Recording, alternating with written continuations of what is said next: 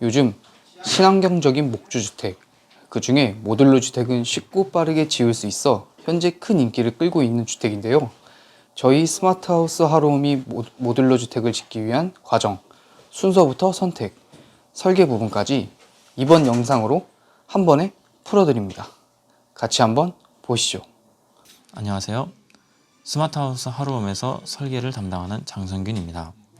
설계팀 직원으로서 모듈러 주택을 설계할 당시 중요한 사항을 몇 가지 알려드리도록 하겠습니다. 먼저 첫 번째입니다. 맨 처음 5톤 차량으로 진입이 가능한지 확인하는 것이 가장 중요합니다. 도로 폭이나 사정에 따라 모듈 크기를 고려하여 설계해야 하기 때문입니다.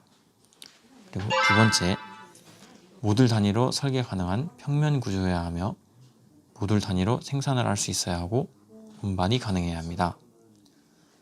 세 번째, 모듈과 모듈이 모여 하나의 주택이 완성되므로 모듈 접합부에 대한 디테일한 작업 표준이 있어야 합니다. 또한 비가 오게 되면 건물을 통해 물이 흐르게 되는데 이 흐름 방향에 대한 이해가 필요하고 그에 따른 작업을 진행하셔야 합니다. 마지막으로 네 번째, 모듈러 주택을 설계자와 제작자, 설치자가 모두 모듈러 주택에 대한 특성을 정확히 이해하고 있어야 합니다.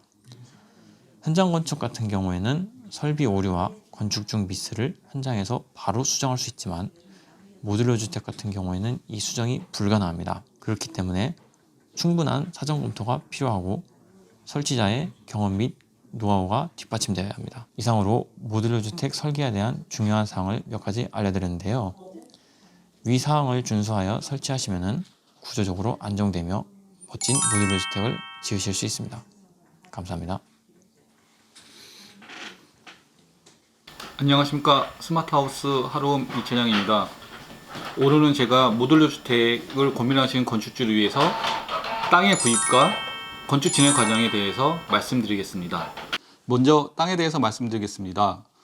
구입하고자 하는 땅이나 가지고 계신 땅이 건축을 하실 수 있는지 알아봐야겠죠. 첫째로 건축할 부지에 진입도로가 최소 2m 도로가 접해 있는지 알아보셔야 합니다. 둘째로 인터넷 검색창에 토지 이용 계획을 검색하시고 부지의 주소를 입력하시면 부지에 대한 정보가 나옵니다. 이 부지가 임야인지 전인지 대지인지 지목을 알 수 있으며 계획관리인지 농림지역인지 일반 주거지역인지 전용 주거인지 용도를 알 수가 있습니다. 정확히 그 내용을 알고 싶으시면 허가권자인 시군청 건축가에 문의하시면 친절하게 답변해 주실 것입니다. 모듈러 주택 건축 진행 과정에 대해 말씀드리겠습니다. 먼저 저희 스마트하우스 하루홈에서 공장에서 집을 짓는데요. 공장에서는 80~90%를 완성 후 현장에서 하루 만에 설치 후 10%에서 20%를 마감합니다. 제가 건축 과정을 8가지로 요약해서 말씀드리겠는데요. 건축 과정에는 첫째, 스마트하우스 계약, 둘째, 토지 및 농지 전용 허가, 셋째, 건축 인허가 신청, 넷째, 착공 허가 신청, 다섯째, 착공 허가 및 건물 바닥 기초 및 정화조 공사, 여섯째, 제품 설치, 일곱째, 준공, 여덟 번째는 등기 신청이 있겠습니다. 모듈러 주택을 선정할 때 유의해야 할 점 몇 개 혹시 알려줄 수 있으신가요? 네, 그 모듈러 주택이 최근에 많은 언론의 스포트라이트도 받고 또 많은 분들이 관심을 가지면서 모듈러 주택이 모든 면에서 유리한 양 이렇게 생각하시는 경우가 있는데요. 꼭 그렇지는 않습니다. 모듈러 주택과 현장 주택의 장단점이 다 존재하기 마련인데요. 모듈러 주택의 유리한 장점을 파악을 하셔서 모듈러 주택으로 할 것인지 아니면은 현장 건축을 할 것인지 그거를 잘 구분하셔야 될 것 같고요. 모듈러 주택 유리한 경우는 예를 들어 이런 경우죠. 모듈러 주택은 현장 건축에서의 불합리한 요소를 제거하고 공장에서 제작을 하다 보니까 일단 건축 비용을 좀 줄일 수 있고요. 그 건축 비용은 뭐 예를 들어 현장에서 공사를 하게 되면은 경비 그리고 숙박비 뭐 이런 것들이 많이 들잖아요. 공장에서 만들게 되면은 그런 비용이 많이 줄겠죠. 그리고 또 한 가지는 자재 로스율이 있거든요. 보통 현장에서는 자재를 좀 더 많이 주문을 해요. 한 10%에서 20% 정도 더 주문을 했다가 나중에 폐기 처리하거든요. 그러니까 자재 살 때 들어가는 비용과 나중에 폐기 처리하는 비용 이중으로 들어가는 거예요. 근데 공장에서 하면 그런 자재를 버리지 않잖아요. 계속 가지고 있다가 재사용을 하니까 자재 로스율 측면에서도 굉장히 유리하죠. 그리고 또 하나는 현장 공기가 많이 단축이 돼요. 현장에서 건축을 하면은 보통 이제 설계가 나오고 착공 신고를 해서 준공까지 가는데 빠르면 3개월에서 6개월, 많은 경우 1년까지 걸리거든요. 근데 모듈러 주택은 거의 공장에서 80, 90%를 하기 때문에 현장에서 불과 일하는 그런 시간은 3일에서 일주일이면 다 하거든요. 물론 뭐 공장에서 생산하는 동안 기초공사나 이런 토목공사는 일부 진행을 하지만은 실제적으로 건축에 투여되는 그런 그 시간은 3일에서 일주일이기 때문에 굉장히 빠르죠.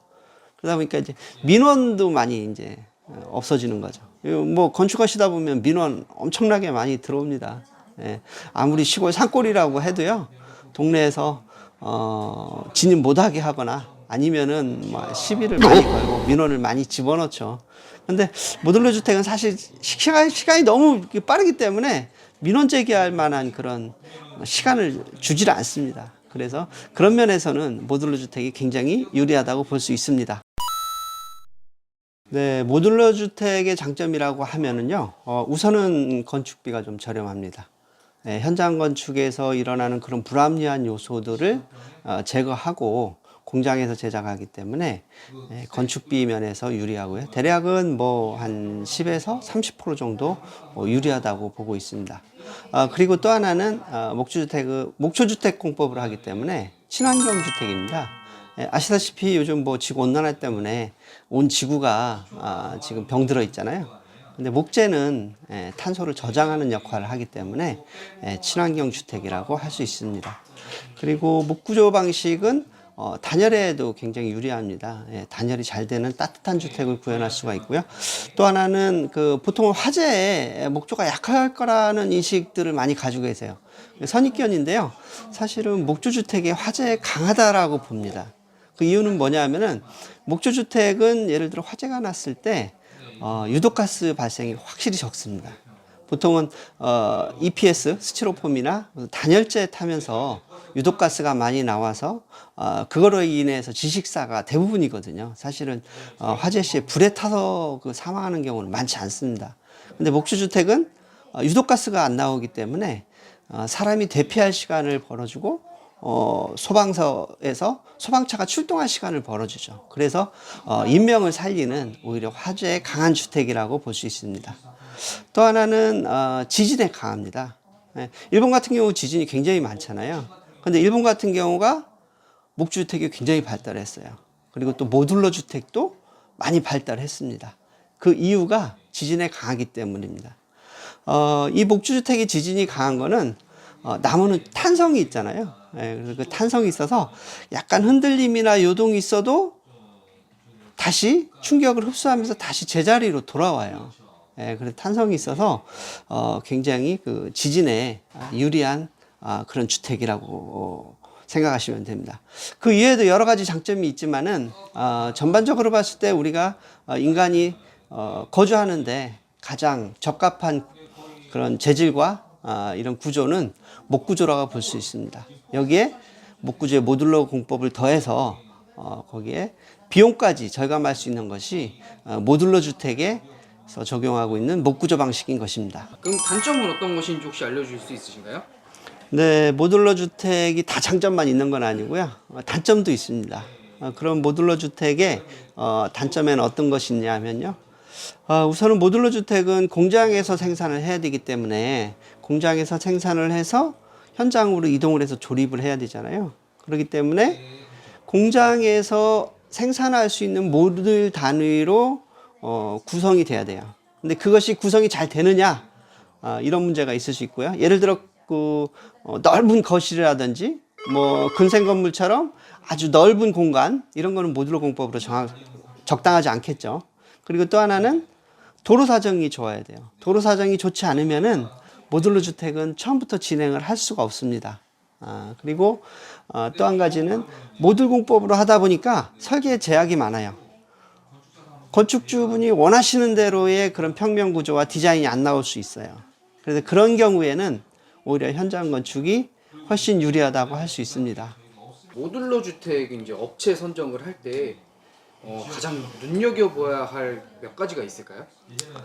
일단 모듈러 주택이 최근에 인기가 있다 보니까 많은 모듈러 주택 회사들이 사실은 생겨났어요. 예. 사실 일반 소비자분들이 보시기에는 과연 어느 회사가 좋은지, 어느 회사가 잘 짓는지, 어느 회사가 노하우가 있고 경험이 있는지 이런 거를 판별을 하기 어려울 정도로 난립을 하고 있는데요. 대부분 많은 분들이 접하시는 게 이제 광고라든가 이런 홍보를 통해서 많이 접하시잖아요. 근데 뭐 아시다시피 광고 홍보는 홍보를 잘한다고 해서 그 회사가 기술력이 좋거나 그동안 업력이 많거나 이런 제품력이 뛰어난 건 아니거든요. 그래서 그런 부분도 유심히 지켜봐야 될 것 같고요. 또 하나는 모듈러 주택 회사가 모듈러 주택에 대한 이해를 잘 못하고 사업을 하시는 분들이 많아요. 그러니까 다른 회사가 좀 잘 되니까 따라 하시는 경우인데, 모듈러 주택이 그 가격을 저렴하게 하는 것은 아까 말씀드린 그런 불합리성, 현장에서 나오는 비용이나 자재로 수율이나 이런 거를 줄여서 공장에서 함으로 인해서 원가를 줄이려는 노력을 해야 되는데, 그게 아니고 일부 업체들은 자재 사양을 낮춰서 단가를 떨어뜨리는 그런 경우가 있거든요. 그런 경우는 진정한 공업화 주택, 모듈러 주택을 구현한다고 볼 수가 없습니다. 또 한 가지는 회사의 재정 상태도 굉장히 중요합니다. 뭐 사실 뭐 건축회사가 생겼다가 없어지는 게 1년에 아마 수백 개의 회사가 되지 않을까 싶은데요. 그만큼 기술력이나 물론 뭐 노력, 제품력도 중요하지만은 회사의 재정 상태도 굉장히 중요하거든요.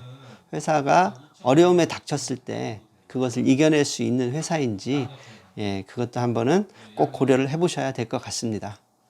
끝으로 이제 모듈러 주택을 건축하시고 계획 잡으시는 고객님들께 한마디 부탁드립니다. 네, 모듈러 주택은 많은 분들이 우선은 저렴할 것이다라는 선입견을 좀 가지고 계세요. 그 저렴하다라는 기준은 예전에 이동식 주택을 많이 보셔서 그런 것 같아요. 예전에는 이동식 주택이 주로 샌드위치 패널이나 컨테이너를 개조한 그런 적급의 그런 이동식 주택들이 많았는데요. 예전에는 사실 건축법에서 단열 기준이라든지 뭐 내진 구조, 그리고 창호에 대한 이런 기준이 없이 전부 다 건축 허가를 받아줬거든요. 근데 지금은 어쨌든 건축법규가 자꾸 강화되면서 기존에 있던 이동식 주택 업체들은 많이 이제 시장에서 퇴출을 당했죠. 그 기준을 잡다 보니까 예전에는 이동식 주택이 정말 저렴했어. 근데 지금 모듈러 주택은 왜 비싸지? 라는 생각을 가지시는 것 같아요. 근데 그건 그렇지 않습니다. 왜냐하면 모듈러 주택은 공장에서 제작을 하지만은 예전의 이동식 주택과는 다르게 품질이나 자재 이런 것들이 현장 건축과 동일하거나 오히려 현장 건축보다 더 좋은 경우가 많아요. 좋은 경우가 많아서 현장 건축과 모듈러 주택의 품질 차이는 거의 없다고 보시면 됩니다. 다만 현장에서 하는 것보다는 공장에서 하는 게 좀 원가적으로 좀 유리하기 때문에 하는 것이거든요. 그래서 그런 거를 잘 살펴보셔야 하고요. 그리고 모듈러 주택에서 사용되는 자재들도 한 번쯤은 소비자분들이 꼭 검토를 해보셔야 돼요. 아까 말씀드렸듯이 그런 현장의 불합리한 요소를 공업화 주택으로 인해서 원가를 다운시키는 게 아니고 자재를 다운시켜서 가격을 낮추려고 하는 업체들이 있거든요. 그래서 그런 업체들은 여러분들 매의 눈으로 꼼꼼히 살피셔서 선정을 하시는 것이 가장 중요합니다.